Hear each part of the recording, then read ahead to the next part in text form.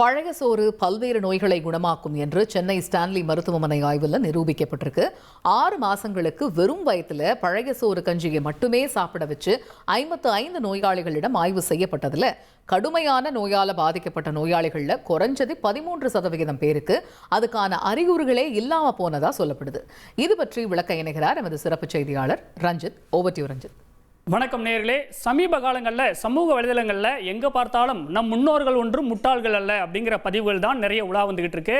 இன்னைக்கு என்னதான் காசு பணம் வசதி வாய்ப்புகள் கிடைத்தாலும் டெக்னாலஜியின் வளர்ச்சியால் உள்ளங்கையில் உலகமே இருந்தாலும் உடல் ஆரோக்கியமாக ஒருத்தர் இருக்காரா அப்படிங்கிறது தான் மிகப்பெரிய கேள்வியாக இருக்கின்றது. கொரோனா வந்து கொத்து கொத்தாக நிறைய பேரை கொண்டு போயிடுச்சு. அதுக்கப்புறம் நல்லா இருக்கிற பலரும் திடீர்னு இறந்து போகக்கூடிய நிகழ்வுகள் அடிக்கடி நடக்குது. உடலை ஆரோக்கியமாக வச்சுக்க என்ன செய்யணும் அப்படிங்கிறதுக்கு பலரும் பலவிதமான யோசனைகளை சொல்லுவாங்க. ஆனால் முந்தின நாள் வச்ச சோத்துல தண்ணியை ஊற்றி வச்சு மறுநாள் காலையில் சாப்பிட்ட முன்னோர்கள் அதன் மகத்துவத்தை தெரிந்து வைத்திருந்தார்கள். ஆனால் இன்னைக்கு பழைய சோறு அப்படிங்கிற வார்த்தையே மறைந்து விட்டது, அல்லது இந்த தலைமுறை மறந்து விட்டதுன்னு சொல்லலாம்.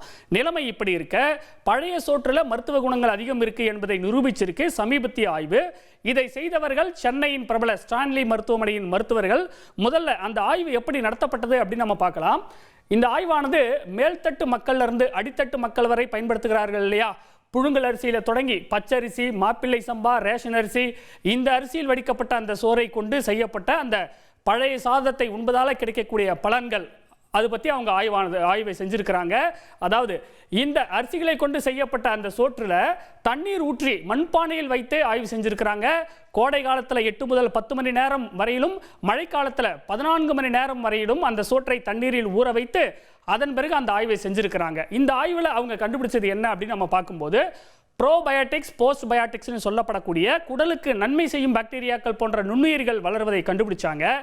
லாக்டோபாக்கில்லஸ், லாக்டோகாக்கஸ் லாக்டிஸ், வெய்செல்லா, பீடியோகாக்கஸ் அப்படின்னு இது மாதிரியான இந்த நுண்ணுயிர்கள் வந்து இந்த பழைய சோற்றில் வந்து அவங்க உருவாவதை கண்டுபிடித்திருக்கிறார்கள். குறிப்பாக 55 நோயாளிகளிடம் அவங்க ஆய்வு நடத்துகிறாங்க. அதாவது 6 மாதங்களுக்கு வெறும் வயிற்றில் பழைய சோறு கஞ்சியை மட்டுமே அவர்களை சாப்பிட வைத்து அப்சர்வ் பண்ணதில் கடுமையான நோயால் பாதிக்கப்பட்ட நோயாளிகளில் குறைந்தது 13% பேருக்கு அதுக்கான அறிகுறிகளே இல்லாமல் போனது. மிதமான நோயாளிகளிடத்தில் 49% இருந்து அவங்களுக்கு இருந்த அந்த நோயின் தீவிரமானது 9% குறைந்து விட்டதாகவும் மருத்துவர்கள் சொல்லியிருக்கிறாங்க. குறிப்பாக எரிச்சல் கொண்ட குடல் நோயால் பாதிக்கப்பட்டவர்களில் சுமார் 30% பேர் குணமடைந்து விட்டதாகவும் சொல்லப்பட்டிருக்கின்றது.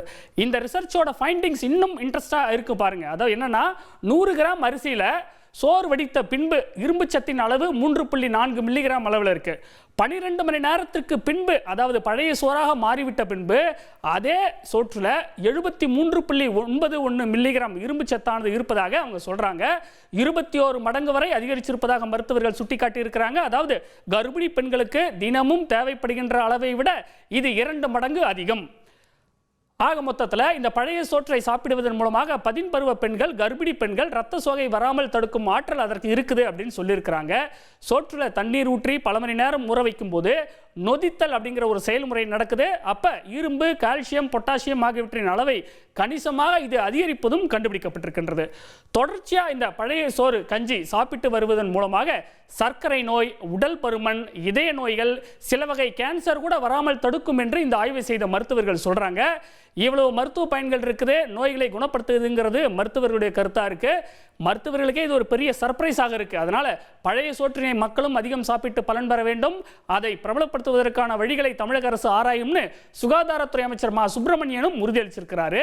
இந்த நேரத்தில் நம்மிடையே சென்னை ஸ்டான்லி மருத்துவமனையின் இரைப்பை குடல் அறுவை சிகிச்சை துறையினுடைய இயக்குனர் டாக்டர் ஜஸ்வந்த் இணைகிறார். அவரிடம் நாம் இது பற்றி பேசலாம். சார் வணக்கம், இணைப்பில் இணைந்தமைக்கு நன்றி. சார், மொத்தம் 55 நோயாளிகள் இடத்துல ஆய்வு பண்ணிருக்கீங்க. இந்த 55 நோயாளிகளுக்கு எந்த மாதிரியான நோய்கள் இருந்தது? நீங்க பாத்தீங்கன்னா, நாங்க ஆய்வு பண்ண அத்தனை பேருமே குடல் சார்ந்த கடுமையான நோய் உள்ளவங்க. அது கிரான்ஸ் டிசீஸ், அப்புறம் அல்சரேட்டிவ் கொலைட்டிஸ். கிரான்ஸ் டிசீஸ்ங்கிறது வந்து சிறுகுடல், பெருங்குடல், உடல்ல அத்தனை பகுதியை பாதிக்கும். வாயிலிருந்து ஆசனாய் வரைக்கும் பாதிக்கும். அல்சரேட்டிவ் கொலைட்டிஸ்ங்கிறது பெருங்குடல் வளர்ச்சி வியாதி. இது வந்து கிரான்ஸ் டிசீஸ் 31 பேரு, அல்சரேட்டிவ் கொலைட்டிஸ் 24 பேரு. இது தவிர மற்ற நோய்களுக்கும் பயன்படுத்துறேன். நெஞ்சரிச்சல், வயிற்று பொறுமல், காமன் IBS இருக்கும்ல, எல்லாருமே ரொம்ப நல்லா கேட்கும். பழைய சோறு சாப்பிடும்போது. சார், இப்போ பழைய சோறு கொடுத்து ஆய்வு நடத்துனீங்க இல்லையா, இந்த காலகட்டத்தில் அவங்களுக்கு வேற எந்த மெடிசனோ இல்லை ட்ரீட்மெண்ட்டோ கொடுக்கலையா? இந்த கிரான்ஸ் டிசீஸுக்கு நாங்கள் 31 பேர் இல்லை, அதில் 3 பேருக்கு மட்டும்தான் மற்ற மெடிசனை அலோவ் பண்ணோம். அவங்க எடுத்தாங்க. அதில் ஒரே ஒரு நோயாளி மட்டும்தான் இந்த வீரியமிக்க பயாலஜிக்கல்ங்கிற மெடிசன் எடுத்தாங்க. மற்றவங்க யாரும் எடுக்கவே இல்லை. கிரான்ஸ் டிசீஸுக்கு ரொம்ப பயனுள்ளதாக இருக்குது. அது முதலே வந்தாங்கன்னா வேற எந்த மருந்துமே தேவையில்லை. நீங்கள் இதே பார்த்தீங்கன்னா கிரான்ஸ் டிசீஸ் உள்ளவங்க அமெரிக்காவில் சராசரி வருஷம் 10 லட்சம் செலவு பண்ணுறாங்க. அதுவும் குணப்படுத்த முடியாத நிலையில் எவ்வளோ செலவு பண்ணிட்டு இருப்பாங்க. அல்சரேட்டிவ் கொலைட்டிஸுக்கு 70% வீரியம் இல்லாத மாத்திரைகளை அட்வைஸ் பண்ணோம். அவங்க எடுத்துட்டு இருந்தாங்க. 30% எதுவும் கொடுக்கல. சார், இப்போ பழைய சோற்றில் மருத்துவ பலன்கள் இருக்குது அப்படிங்கிறது ஏற்கனவே தெரிஞ்ச விஷயம். இந்த ஆய்விலும் நீங்கள் நிரூபிச்சிருக்கிறீங்க. இந்த ஆய்வில் நீங்கள் கண்டுபிடிச்சதுல மிக முக்கியமான ஃபைண்டிங்னா என்ன சொல்லுவீங்க? இது பார்த்தீங்கன்னா காலங்காலமாக இதை பயன்படுத்திட்டு இருந்தாங்க. இந்த பழைய சோறுக்கு பயன்பாடு குறை வியாதிகள் அதிகமாயிட்டே இருந்து, அது சம்பந்தப்பட்ட வியாதிகள். இந்த பழைய சோறு இந்த டெஸ்ட் பண்ணும்போது தெரிய முக்கியமான ஆராய்ச்சியில் சொன்னீங்க ப்ரோபயாட்டிக்ஸ், அது குடல் நலத்துக்கு ரொம்ப ரொம்ப முக்கியம். அது தவிர இந்த நியூட்ரிஷன் என்ஹான்ஸ்மெண்ட், இந்த அதில் சத்து பகுதி அதிகமாகிடுது. குறிப்பாக நீங்களே சொன்னீங்க அயன், நார் சத்துக்கள், மற்ற சத்துக்கள் எல்லாம். அயன் எப்படி அதிகமாகுதுன்னா அந்த பயோ அவைலபிலிட்டிம்பம்ல அந்த ஃபைட்டேட்ஸ்னு ஒரு இது உண்டு. அதை நொதித்தல் மூலமாட்டு அதை மாறும்போது அந்த அயன் நம்ம உடம்புல சேரக்கூடிய அளவு அதிகமாகுது. அப்படியே அந்த பயோ அவைலபிலிட்டிங்கிறது அப்படியே அயன் சத்தெல்லாம் அதிகமாகுது. இது தவிர போஸ்ட் பயாட்டிக்ஸ், அது ரொம்ப ரொம்ப இம்பார்ட்டன்ட்டு. இந்த நொதித்தல் முறையில் நடக்கிற அதிசயம்தான் இது, அற்புதங்கள். நாம சொல்லுவோம் ஆன்டி ஆக்சிடென்ட்ஸு, இந்த பழுது நிற்கக்கூடிய அந்த பொருட்கள் எல்லாம் இஞ்சியில் இருக்கு, பெப்பரில் இருக்கு, மஞ்சள்ல இருக்கு, இதுல எல்லாமே இருக்குன்னு சொல்லுவோம். ஆனால் இதில் எல்லாமே இருக்கு. ஆன்டி ஆக்சிடென்ட்ஸ் அதுக்கு பேர். அது ஏராளமாக இருக்கு இதில். அதே போல் ஆன்டி இன்ஃப்ளமேட்டரி, அந்த காயங்களை குணமாக்கக்கூடிய காரணிகள், அதுவும் நிறைய இருக்கு. வேற ஒன்று ஆன்டி மைக்ரோபியல், இயற்கையான நுண்ணுயிர் எதிர்ப்பிகள், அதுவும் மிக பெரிய அளவில் இருக்கு. இது தவிர ஆன்டி கேன்சர் மாலிகுல்ஸ், கேன்சரை எதிர்க்கக்கூடிய காரணிகள், அது தவிர கார்டியோ ப்ரொடெக்டிவ், நியூரோ ப்ரொடெக்டிவ், அதாவது இதயத்தை காக்கக்கூடிய, மூளையை காக்கக்கூடிய, சிறுநீரத்தை காக்கக்கூடிய காரணிகள் என்று ஏராளமாக இருக்கு. மொத்தம் 2000 காரணிகள் இருக்கு, மூலக்கூறுகள். அதில் 200 தான் எங்களால் ஐடென்டிஃபை பண்ண முடிஞ்சு என்ன பண்ணுதுன்னு. அதோட பயங்கள் அதிகமா இருக்கு. டயபெட்டிக்ஸ் உள்ளவர்கள் பழைய சோறு சாப்பிடலாமா சார்? இதை 2-3 முறை எடுக்கலாம். காலங்காலமா சின்ன வயசுல இருந்து பழைய சோறு ஒழுங்கா சாப்பிட்டவங்களும் சர்க்கரை நோய் வரதில்லை. அது ஒரு பக்கம் இருக்கட்டும். 2வது எல்லாம் காரணங்கள் சொல்றது இதுவும் ஸ்டார்ச் தானேன்னு. நார் சத்தும் ஸ்டார்ச் தான். இதை 2 வகை எடுத்துக்கோங்க. முழு தானியம், வேற நல்லா பாலிஷ் பண்ண தானியம். முழு தானியத்துல சிவப்பு அரிசி இருக்குல்ல, பாரம்பரிய அரிசிகள், அதெல்லாம் தமிழ்ல நிறையவே இருக்கும். அதுல பழைய சோறு செய்யும் போது சர்க்கரையின் அளவு, நம்ம இந்த கலரி அளவு பார்த்தோம், அதே கலரி அளவு இந்த முழு தானியங்கள்லையும். பொதுவாக சிவப்பரிசியில் பழைய சோறு சாப்பிடும்போது அப்படியே சர்க்கரை அளவு குறையும். இது ஸ்லோவாக சர்க்கரை ரிலீஸ் பண்ணும். இந்த பழைய சோறு தன் மலன்கள்னால சர்க்கரை நோயும் இமிடியேட்டாக குறைய ஆரம்பிக்கும். அதே நேரம் நல்லா பாலிஷ் பண்ண வெள்ளை அரிசியை பார்த்தீங்கன்னா, மற்ற கைக்குத்த அரிசி நல்லா இருக்கும். வெள்ளை அரிசியை பார்த்தீங்கன்னா 2 இட்லி அதே அளவு கலோரின்னா சர்க்கரை அளவு கூடாது. பழைய சோறும் சாப்பிட்டு இட்லி, தோசை, மீதி எல்லாம் சாப்பிடும்போது கட்டாயம் கூடும். அந்த கலோரி அளவு சரியா இருக்கணும். இது தொடர்ந்து சாப்பிட்டு வரும்போது குடல் நல்லா இருக்கும். அது இந்த கட் ஹெல்த்தும்பாங்கல்ல, குடல் நலம்.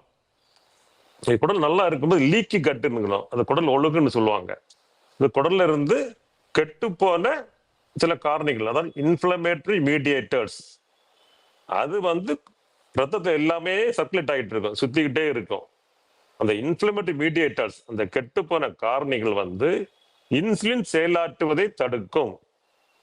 ஸோ இப்போ குடல் நல்லா இருக்கும் போது, தொடர்ந்து பழைய சோறு சாப்பிடும் போது இந்த கெட்டு போன காரணிகள், இன்ஃப்ளமேட்டரி மீடியேட்டர்ஸ் ரத்தத்துல கலக்காது. இப்படி கலக்காம இருக்கும் போது இன்சுலினுடைய வேலை திறன் அதிகமாகும். இப்படி அதிகமாகும் போது அதுவும் சர்க்கரை நோயை கட்டுப்படுத்த உதவும். இதுதான் உண்மை. சார் இப்போ பழைய சோறுக்கு இந்த வெங்காயமோ ஊறுகாயோ இல்லை பச்சை மிளகாய் காம்பினேஷனில் வந்து பொதுவாக சாப்பிடுவாங்க. சிலர்லாம் வந்து நொறுக்கு திணிகளை கூட வச்சு சாப்பிடுவாங்க. இந்த காம்பினேஷன் வந்து நல்லதா சார்? இதெல்லாம் இந்த ருசிக்காக வேண்டி சுவையை கூட்டுறதுக்கு வேண்டி சாப்பிடுவாங்க. அது தவறுன்னு சொல்ல முடியாது. எந்தாலும் ஊறுகாய் கருவாடு போன்றவை குறைப்பது நல்லது. அதில் உப்பு அதிகமாக இருக்கும், காரத்தன்மை அதிகமாக இருக்கும். இப்படி உப்பு காரத்தன்மை அதிகமாக இருக்கும்போது இந்த ப்ரோபயோட்டிக்ஸை பாதிக்கக்கூடிய நிலைமைகள் ஏற்படலாம். அந்த சூழ்நிலை அவற்றை கொஞ்சம் குறைவாக சாப்பிட்றது நல்லது. ருசிக்காக மற்ற பொருட்களை சேர்த்து சாப்பிட்றது ஒன்றும் தவறு கிடையாது சார். ஆனாலும் பழைய சோறு சாப்பிட்றவங்க வந்து காலையில் வந்து மந்தமாக உணருவாங்க அப்படின்னு சொல்லப்படுது இல்லை, அந்த கருத்து உண்மையா? அப்படி ஒன்றும் இல்லைங்க. பல சத்துக்களும் இருக்கு. நான் காலங்காலமாக சாப்பிட்டு வரோம். எங்கள் வீட்டில் ஆக்சுவலாக காலையில் வந்து காலை உணவுக்காக சமையல் பண்ணுறதே கிடையாது. அதான் உண்மை. ஸோ உங்களுக்கு நேரம் நல்லா கிடைக்குது, பணம் வேஸ்ட் ஆகிறது இல்லை, உடல் நலம் இருக்குது, சுற்றுச்சூழல் நல்லா இருக்குது. அதனால நன்றி சார். இணைப்பில் வந்து உங்களுடைய கருத்துக்களை பகிர்ந்து கொண்டமைக்கு மிக்க நன்றி சார். நேர்களே, தமிழகத்தில் அதாவது இந்த ஸ்டான்லி மருத்துவமனை இப்படி ஒரு ஸ்டடியை பண்ணதில் ஒரு பின்னாடி ஒரு மிகப்பெரிய சுவாரஸ்யம் இருக்கு. தமிழகத்தில் 1780களில் கடுமையான வறட்சி, அதாவது பஞ்சம் தலைவிரித்து ஆடியது. பசி பட்டினியால் ஆயிரக்கணக்கான மக்கள் இறந்து போனாங்க. அது போன்ற ஒரு பஞ்ச காலத்தில் இன்றைக்கு ஸ்டான்லி மருத்துவமனையாக இருக்கே, அங்கே கஞ்சி தொட்டி திறக்கப்பட்டு மக்கள் பசியாறினாங்க. அதனால அந்த மருத்துவமனை அந்த காலத்தில் கஞ்சி தொட்டி ஹாஸ்பிட்டல் அப்படின்னு அழைக்கப்பட்டது. இப்படி வரலாற்று ரீதியாகவும் பழைய சோறு கஞ்சியோடு தொடர்புடையதாக இருக்கக்கூடிய அந்த ஒரு மருத்துவமனை தான் இன்று அதன் மருத்துவ குணத்தை பற்றிய ஆய்வையும் செய்திருப்பது இதனுடைய சிறப்பம்சமாக பார்க்கப்படுகிறது.